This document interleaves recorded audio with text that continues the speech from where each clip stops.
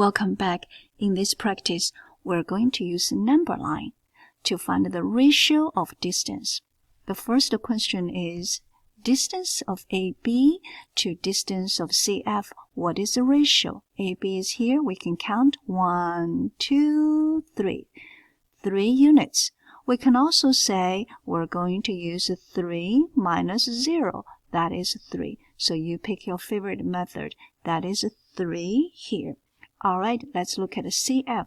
CF, we have C is 5, F is 11. If you use subtraction, CF is 11 minus 5. That is 6. Of course, you can count from point C to point F. That is 6 steps. And do not stop here. We need to simplify.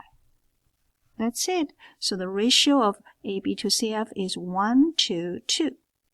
Alright, let's look at the next one. We're looking for BF to CD.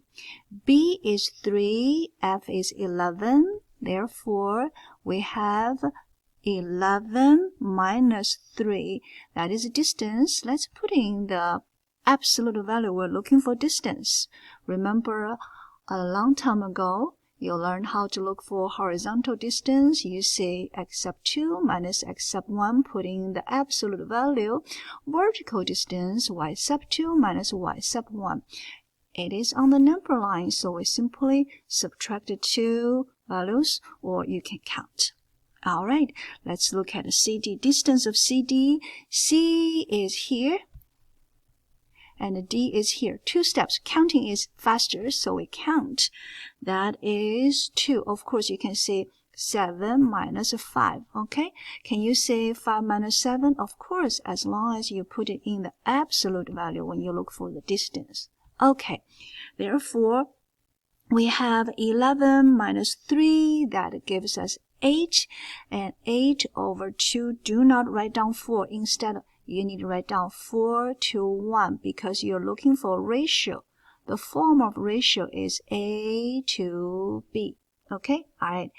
We finished the first one. We finished the second one. Let's look at the last one. Pause this video if you want to try it out by yourself.